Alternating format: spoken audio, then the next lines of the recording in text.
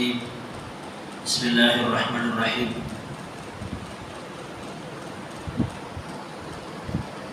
قال الله تبارك وتعالى في القرآن المجيد والفرقان الحميد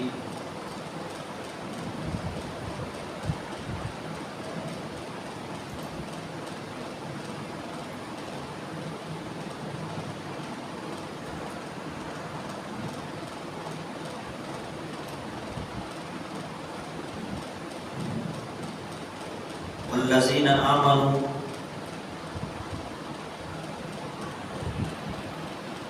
فإن آمنوا بمثل ما آمنتم به فقد اهتدوا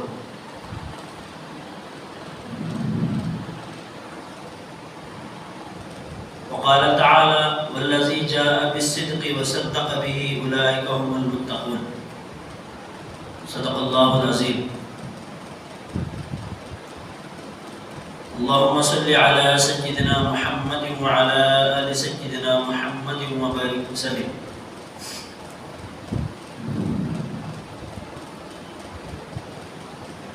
سامعین محترم، بزرگ اور دوستو،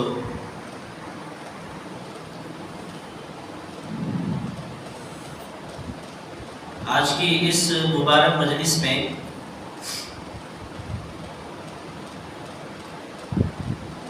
سیدنا حضرت صدیق اکبر رضی اللہ تعالی عنہ کے متعلق آپ کی سیرت کو بیان کرنا ہے، چونکہ یہ جو مہینہ ہے جمادی الاخری، اس مہینے کے 22 تاریخ کو آپ کی وفات ہوئی ہے۔ چونکہ آج 20 تاریخ ہے چاند کے مہینے کی، تو اس مناسبت سے آپ کے چند کارناموں کو اور آپ کی خصوصیات کو اور آپ کے اعلیٰ اخلاق و کردار کو بیان کرنا ہے، تاکہ اس لیے کہ صحابہ کی جو جماعت ہے وہ ہمارے لیے نمونہ ہے۔ کیا ہے؟ نمونہ ہے۔ انبیاء کے بعد صحابہ اکرام کی مقدس جماعت تمام مخلوق سے افضل اور اعلیٰ ہے، تمام مخلوقات سے افضل اور اعلیٰ ہے، اس لیے کہ صحابہ میں ہمارے نبی صلی اللہ علیہ وسلم کا عکس تھا۔ جیسے آئینے میں اگر آپ کھڑے ہوں گے آئینے کے سامنے تو آپ کو اپنا چہرہ نظر آئے گا، تو آپ جتنے بھی صحابہ ہیں، جس نے بھی نبی کی صحبت پائی ہے، ان تمام جماعت میں سے کسی ایک فرد کے بھی آگے آپ کھڑے ہو جائیں تو آپ کو ان میں ہمارے نبی کا عکس نظر آئے گا۔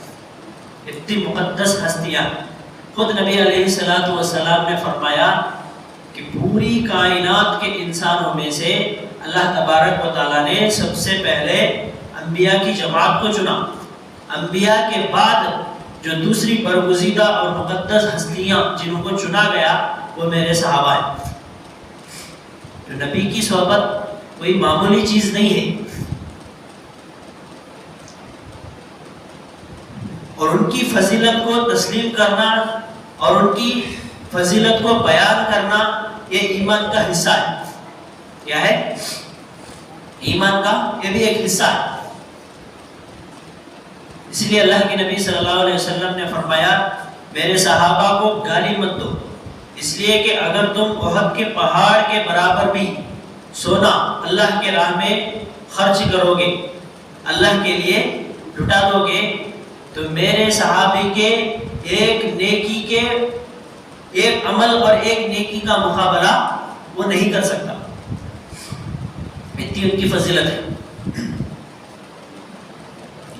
اور پھر صحابہ کی جماعت میں ایک تو یہ ہو گیا کہ تمام انسانوں میں انبیاء کے بعد اگر کسی کا درجہ ہے تو وہ صحابہ کا درجہ ہے۔ اب صحابہ میں مختلف کیا ہے، مختلف صحابہ کے مختلف درجات ہیں، کسی کا کم کسی کا زیادہ ہے، وہ ان کی جماعت کے اعتبار سے ہے۔ اب جیسے تمام صحابہ میں 4 صحابہ کو سب سے زیادہ فضیلت ہے، جیسے حضرت ابوبکر، حضرت عمر، حضرت عثمان، حضرت علی۔ لا یستوی منکم من انفق من قبل الفتح وقاتل، ایسا کیوں ہے؟ اس لیے کہ فتح مکہ سے پہلے جو صحابہ ایمان لائے، فتح مکہ سے پہلے جنہوں نے اسلام کے لیے، ایمان کے لیے، ایمان کی خاطر، اسلام کے خاطر مشقتیں برداشت کی، مصیبتیں اٹھائی، یا اپنا مال اللہ کے لیے، اللہ کے راہ میں خرچ کیا، تو ان کی فضیلت بڑھ کر ہے ان کے مقابلے میں جو فتح مکہ کے بعد اسلام قبول کی۔ تو شرف صحابیت جو ہے یہ کوئی معمولی چیز نہیں ہے، اس لیے کہ ان کو نبی کی صحبت حاصل ہے۔ کیا ہے؟ نبی کی صحبت حاصل ہے، دن رات آپ ان میں رہے ہیں، آپ کے خلوت کو، جلوت کو، آپ کے خوشی کو، غم کو، سب کو انہوں نے اپنی آنکھوں سے دیکھا ہے۔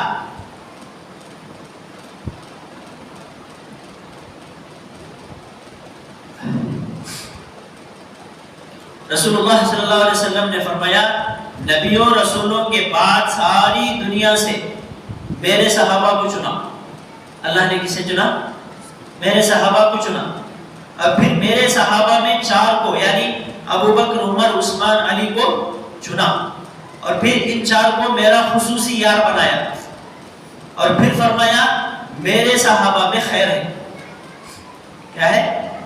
میرے صحابہ میں خیر ہے۔ اسی لیے اللہ کے نبی صلی اللہ علیہ وسلم موقع پر موقع فرمایا کرتے تھے کہ میرے صحابہ میں سے کسی ادنا صحابی کی بھی تم اقتدا کرو گے تو تم ہدایت پا جاؤ گے۔ بِمِثْلِ مَا آمَنْتُمْ بِهِ فَقَدْ اهْتَدَوْا، قرآن میں خود اللہ تبارک و تعالیٰ ارشاد فرما رہے ہیں کہ اگر کوئی صحابی کی طرح ایمان لے آئے فَقَدْ اهْتَدَوْا، تو وہ کیا ہو جائے گا؟ ہدایت پا جائے گا۔ کیا ہو جائے گا؟ ہدایت پا جائے گا۔